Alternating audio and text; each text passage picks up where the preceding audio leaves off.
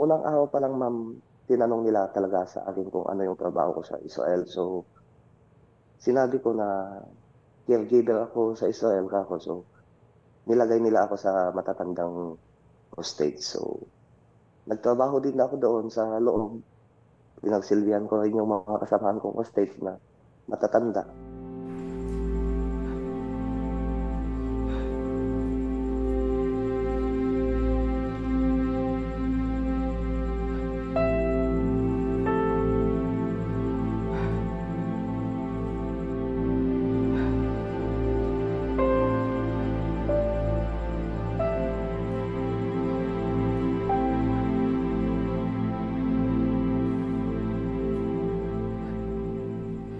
Ginoon,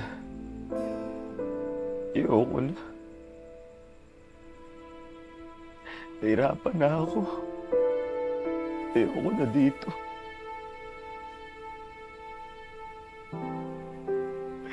Sana pagkatulog ko, hindi na ako magising.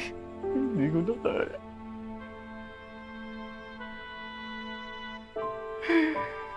Kayo na pumala kay nanay, kay Clarice. Sa mga anak ko.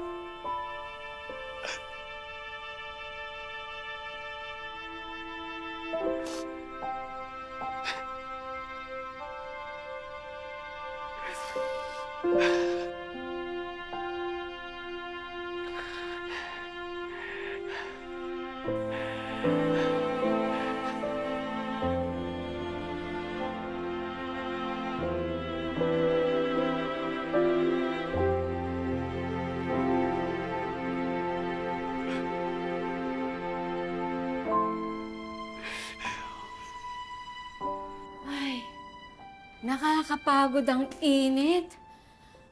Ay, Clarice, bukas ha. Marami tayong kakausapin. Pupunta tayo ng mga istasyon ng radyo, mananawagan tayo. Pupunta tayo ng DFA, OWA, basta marami tayong pupuntahan. Ha? Nay, ang dami na po nating pinuntahan. Halos mapudpud na nga po yung mga tsinelas natin kakalakad eh.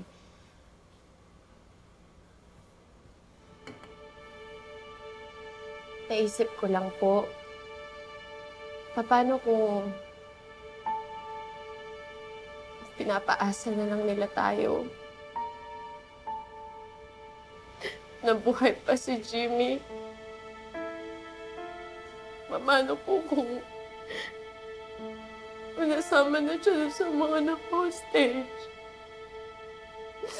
Paano po kung patay na siya?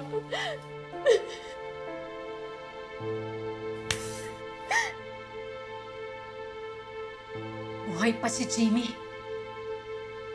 Buhay pa ang anak ko.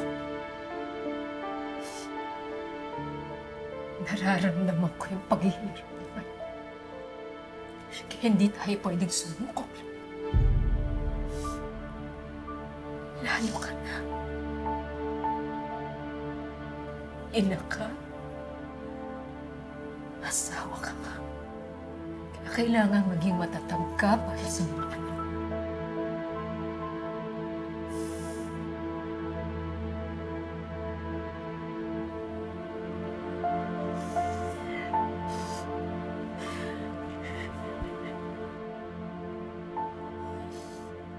Clarice,